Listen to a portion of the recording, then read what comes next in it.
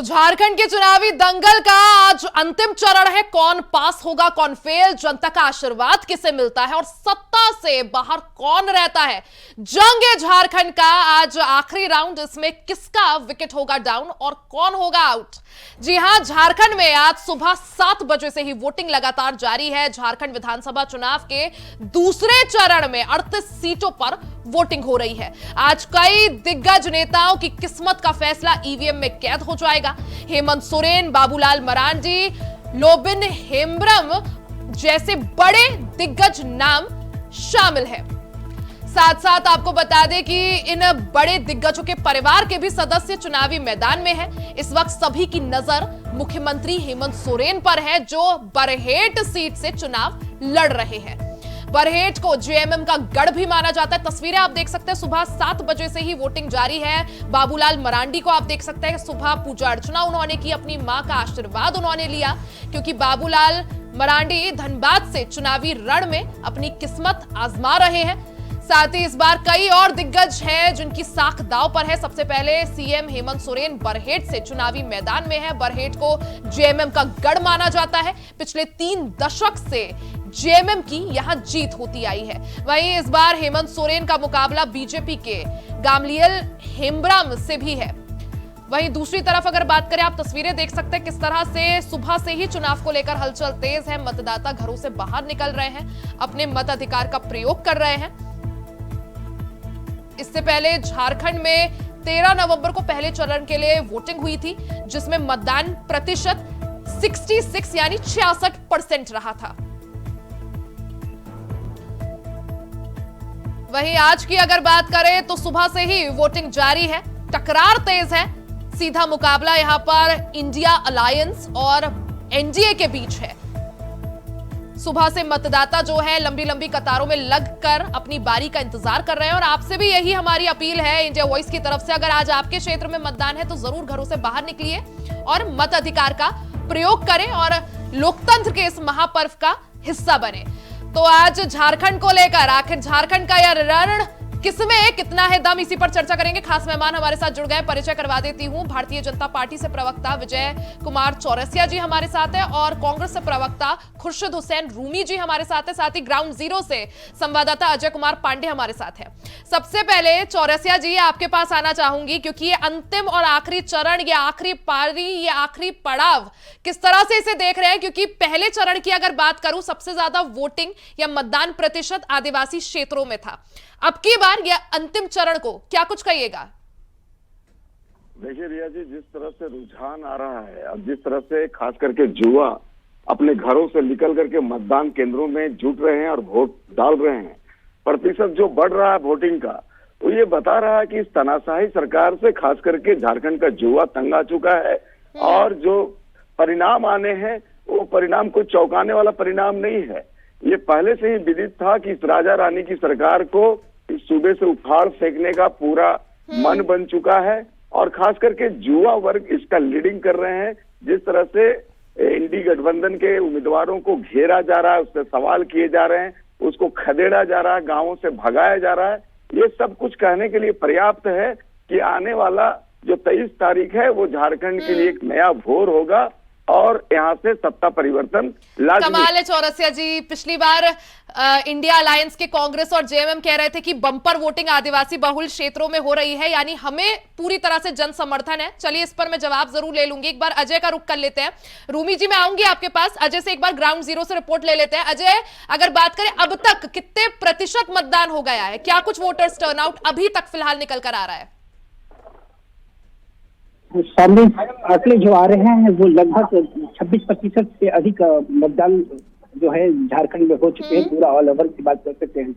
और वैसे क्षेत्रों में आप देख सकते थे, पाकुड़ विधानसभा की अगर हम बात कर ले तो पाकुड़ विधानसभा में कई ऐसे बूथ हैं जो वहाँ 30% से अधिक वोट हो चुके हैं।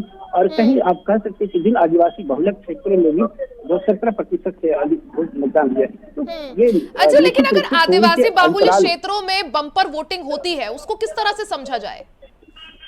देखिए, आदिवासी वोटों की अगर बात करें तो निश्चित रूप से मतदान में उन्हें बढ़ चढ़ के हिस्सा लेते हैं। आपने देखा होगा कि पहले चरण में भी आदिवासी क्षेत्र जो सीटें थी और उन सीटों में सबसे ज्यादा कह सकते हैं कि खूंटी में सबसे ज्यादा पूरे राज्य में मतदान हुआ। तो आदिवासी भी मतदान को लेकर के काफी उत्साह निश्चित करते हैं और वो चाहते हैं कि सरकार की जो है नई सरकारें आए और अच्छी राज्य को, झारखंड को, जिस उद्देश्य से झारखंड का निर्माण हुआ, जिस उद्देश्य को लेकर के झारखंड की विकास करने की बात की हिमाकत की गई थी, जिस प्रकार से उनकी वकालत लगातार दोनों पार्टियों से की गई थी, वैसे भी परिवर्तन हो। रूमी जी, अब ठीक है अजय। रूमी जी, आखिरी ये चरण, अंतिम ये चरण, आखिरी पड़ाव, क्या कहिएगा? क्योंकि बीजेपी का कहना है कि बम्पर जो वोटिंग हो रही है वो हमारे पक्ष में है और हम सरकार बना रहे हैं। देखिए, ऐसा है कि 13 तारीख को पहले चरण का चुनाव हुआ, उसमें ज्यादा आदिवासी बहुल क्षेत्र थे, उसमें हरदगा जैसी जगह में 73.16% पोल हुआ है और आदिवासी अपने अपमान का बदला लेने के लिए और महिलाएं मैया सम्मान योजना से प्रभावित होकर वोट देने के लिए निकल रही हैं। तो इससे साफ जाहिर होता है कि इंडिया गठबंधन की सरकार बनने जा रही है और इसमें कोई संकोच या शंका की बात नहीं है। महिलाएं जिस तरह से वोट देने अपने आप स्वतः स्फूर्त निकल कर मतदान केंद्रों में जा रही हैं। अभी मैं यहाँ खिजरी विधानसभा के लोवाडी में एक निर्मला स्कूल है, वहाँ 4 बूथ हैं, मैं वहाँ सुबह गया था। महिलाएं सबसे ज्यादा, 7 बजे के बाद महिलाओं की लंबी लाइन लगी हुई थी और वो बिल्कुल महिलाएं एक बड़ा फैक्टर अब की बार इस चुनाव में लग रही हैं। चौरसिया जी, क्योंकि पहले चरण में भी चौरसिया जी हमने देखा कई ऐसी सीटें थी जहां महिला वोटर्स जो थे पुरुष वोटर्स से ज्यादा थी, तो महिलाएं अब की बार बहुत बड़ा फैक्टर लग रही है। आपको लगता है कि मैया सम्मान योजना लाना कहीं ना कहीं जो है बीजेपी के लिए खतरा या चुनौतीपूर्ण रहा, कि जिस तरह से जेएमएम आखिरी ये दाव चला मैया सम्मान का, तो इसने बीजेपी के लिए मुश्किलें और बढ़ा दी? रिया जी, मैया सम्मान योजना के भरोसे ये लोग है, मैं मानता हूँ, और ये लोग से जो भी सवाल आप पूछो मैया सम्मान योजना की ही बात करेंगे ये लोग। लेकिन जिन वृद्ध महिलाओं का पेंशन इन्होंने 6 महीने से रोक रखा है, जिन विधवा बहनों का पेंशन इन्होंने 6 महीने से रोक रखा है, जिस सीता सोरेन के अपमान के बारे में ये राजा रानी कुछ कहते नहीं है, इसी के प्रतिक्रिया स्वरूप महिलाओं का रुझान बढ़ा है वोट में, मैं स्वीकार करता हूँ। और ये रुझान इंडिया गठबंधन के पक्ष में है, गोगो दीदी योजना के पक्ष में है। आपने देखा नहीं, कई बार अभी हम लोगों ने गोगो दीदी योजना सम्मेलन करवाया और उस समय महिलाओं की अभूतपूर्व भीड़ रही, तो सारी महिलाएं ठान चुकी है कि इस सरकार को उखाड़ फेंकना है और इंडिया गठबंधन की सरकार को लाना है। इसलिए महिलाएं बहुत बढ़ चढ़ करके इस मतदान में हिस्सा ले रही है। और आप जानते हैं कि भाजपा की सरकार ने, मोदी जी ने कहा है कि आने वाले चुनाव में महिलाओं के लिए आरक्षण की सीटें भी बढ़ाई जाएगी। इस प्रकार से इन चीजों को लेकर के इंडिया गठबंधन के पक्ष में महिलाओं का बहुत रुझान है। ठीक है, बहुत। रूमी जी, क्योंकि जो आदिवासी बाहुल्य क्षेत्रों की अगर बात करें, क्योंकि निर्णायक झारखंड में कहीं ना कहीं ले देकर आदिवासी बाहुल्य क्षेत्र या आदिवासी वोटर्स ही हैं, और 2019 में हमने देखा जेएमएम कांग्रेस की पकड़ मजबूत रही ऐसे क्षेत्रों में। क्या लगता है अब की बार जो मुद्दे भारतीय जनता पार्टी द्वारा उठाए गए, मैराथन रैलियां हुई, चाहे पीएम मोदी की हो, अमित शाह की हो, सीएम योगी की हो, जो मुद्दे उठाए गए, चाहे बांग्लादेशी घुसपैठियों का मुद्दा हो, आदिवासियों के मुद्दे की बात हो, रोटी बेटी माटी की बात हो, क्या लगता है आपको रूमी जी कि आदिवासी वोटर्स को अपने पाले में कर पाएंगे ये मुद्दे? निश्चित रूप से नहीं कर पाएंगे, इसलिए कि पिछले पार्लियामेंट के इलेक्शन में देखा कि 5 आरक्षित सीटें इंडिया गठबंधन की अलायंस ने जीत ली और अभी जो मैया सम्मान योजना की राशि है, 4 किस्तें इनको मिल चुकी हैं। तो जाहिर सी बात है कि कहीं कोई मिल कुछ नहीं रहा हो और सरकार उनके खाते में खटाखट पैसे डाल रही हो, तो महिलाएं इससे प्रभावित हैं। और आदिवासी तो अपने अपमान का बदला ले रही है ना। नहीं, कौन से अपमान का रूमी जी? ये कि भाजपा आदिवासियों को वनवासी कहती है और अच्छा। जल जंगल जमीन वो अपने दोस्तों को देना चाहती।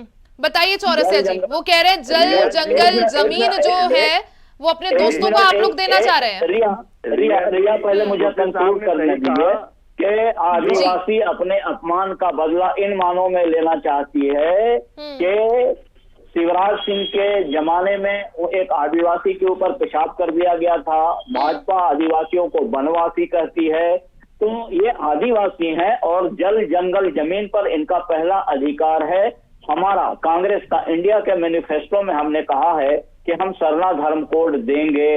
हम विधानसभा से और कैबिनेट से पारित कर राजभवन को भेजा हुआ है, वो वहां धोई फाक रहा है। नहीं, लेकिन केंद्र की मदद के बिना वो नहीं हो सकता ना, आपको भी ये चीज पता है। भाई पता है, इसलिए तो हमने प्रस्ताव पारित कर इनको दिया है। गेंद तो इनके पाले में है, ये क्यों नहीं दे देते हैं? आदिवासियों से झूठा प्रेम दिखाते हैं तो इनको देने में क्या ऐतराज है?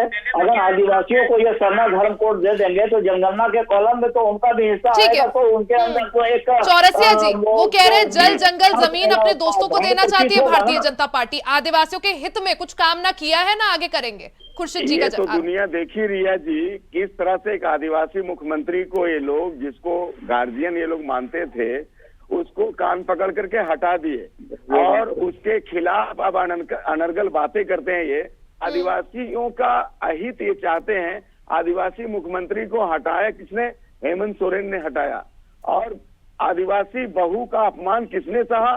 हेमंत सोरेन ने सहा। इसी खुर्शीद साहब के परिवार के ही हैं वो इरफान अंसारी, जिन्होंने सीता सोरेन को लेकर के कितना अभद्र बातें कही थी। मैं इसको दोहराना नहीं चाहता, लेकिन इनका चेहरा उजागर हुआ है। और जहां तक जमीनों की बात कर रहे हैं, जो अब व्यक्ति सेना की जमीन अपने नाम करवा ले, वो जल जंगल और जमीन की बात करे, इससे बड़ा भद्दा मजाक और क्या हो सकता है? जो जमीनों को हड़पने के लिए जेल जाए और वो जल जंगल जमीन की बात करे, इससे भद्दा मजाक क्या हो सकता है?